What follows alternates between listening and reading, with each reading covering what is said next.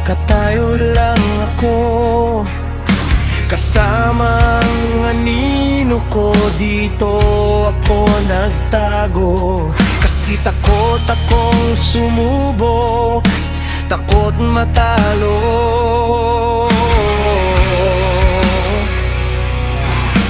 Takot mapahiya, bawat hamon parang bagyong babarating na kahit hindi pa dumarating. Kinakabahan na ako, kaya umatras na lang bago pa magsimula. Laban-laban, nakakabigat ng dibdib, yung pakiramdam na sarili ko rin ang hindi ko mapagkatiwala. Sa sarili lakas na hindi ko mahanap, kahit pilit at habang umaandar pa ba, nandito pa rin ako.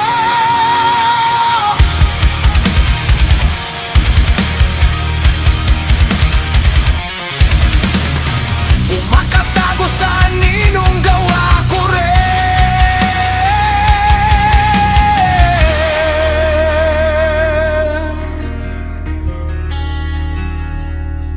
Isang taong takot sumubok, pero tahimik na umaasang balang araw magiging sapat din ang tapang para sa unang agbang. In the quiet of a locked room, I fold myself into the smallest shape, a shadow pressed against the wall, trying not to spill the ink.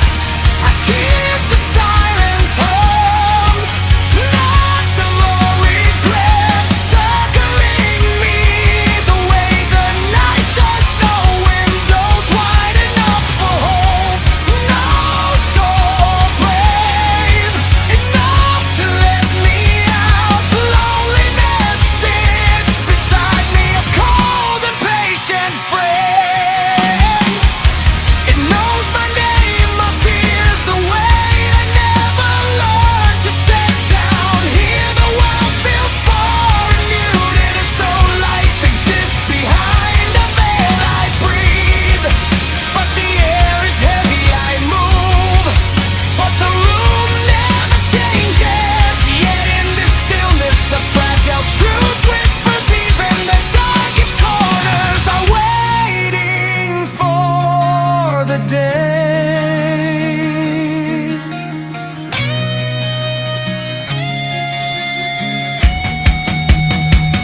I choose to stand again.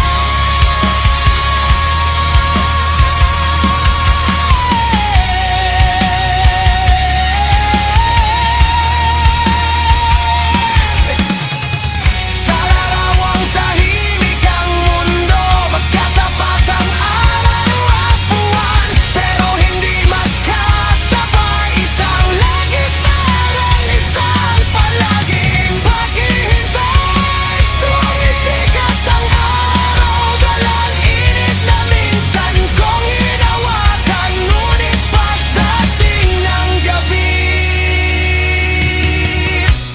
ang buwan na lang ang natitira, malamlam pero tapat sa pagbabantay.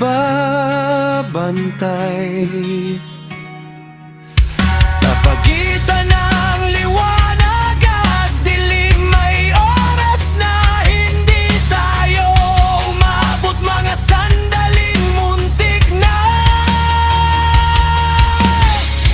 pero nauwi sa pagtanaw mula sa malayo. Ganito pala ang magmahal sa katahimikan.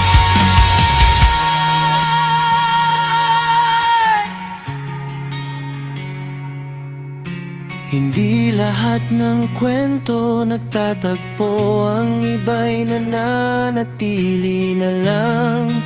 Sa larawan magkaiba ang oras, pero pareho pa rin naghihintay.